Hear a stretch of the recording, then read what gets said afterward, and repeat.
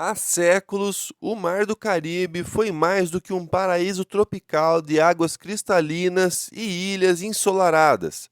Ele foi palco de batalhas, tesouros escondidos, aventuras ousadas e lendas que moldaram o imaginário do mundo ocidental.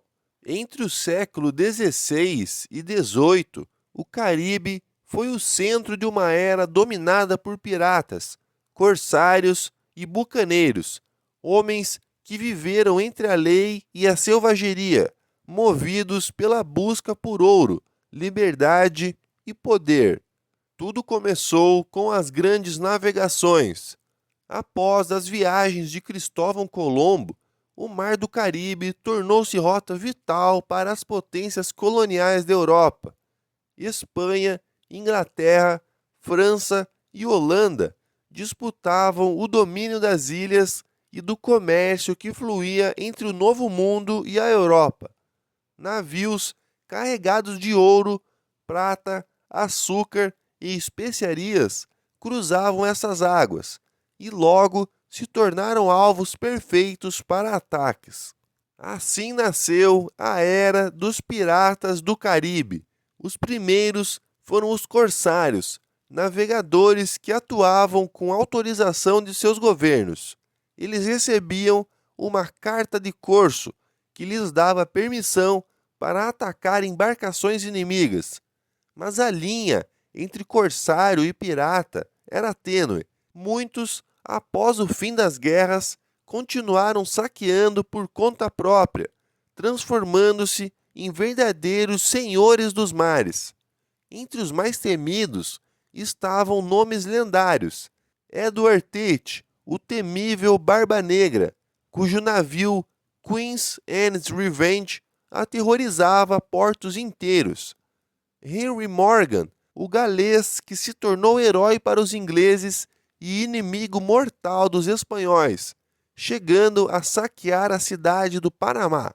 Anne Bonny e Mary Read, mulheres que desafiaram o papel imposto pela sociedade e se tornaram piratas respeitadas entre os homens. Os piratas faziam das ilhas do Caribe seus refúgios e bases estratégicas. Locais como Tortuga, Port Royal, Nassau e Saint Kitts tornaram-se verdadeiros redutos da pirataria. Ali reinava a anarquia, tabernas lotadas, rum, música e acordos feitos à base da espada. Em meio à liberdade e à brutalidade, criaram suas próprias regras, conhecidas como o Código dos Piratas, que estabelecia divisão justa dos saques e punições severas para a traição. Mas apesar da imagem romântica, a vida no mar era dura e perigosa. Os piratas enfrentavam tempestades, doenças, fome e a constante ameaça de enforcamento.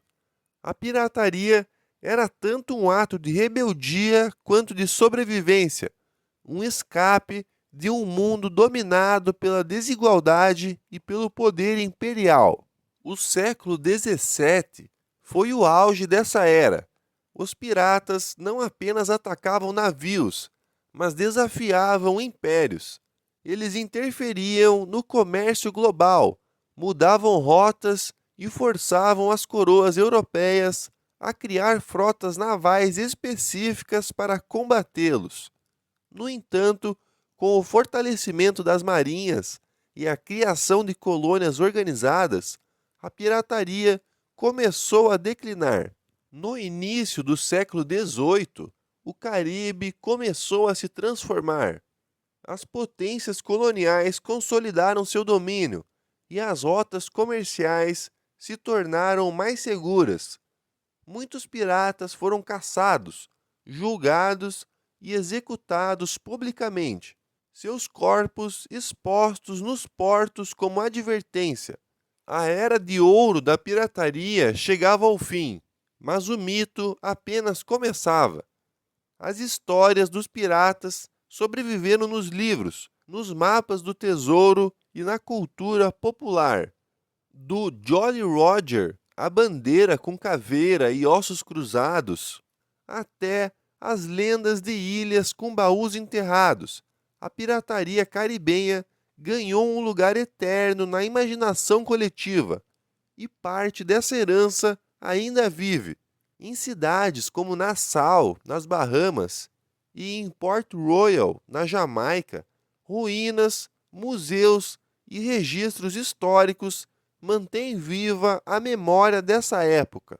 O Caribe de hoje, com suas praias paradisíacas e águas azuis, esconde sob o brilho do turismo um passado repleto de caos e coragem, um tempo em que homens e mulheres navegaram contra impérios, enfrentaram o desconhecido e deixaram marcas profundas na história marítima do mundo.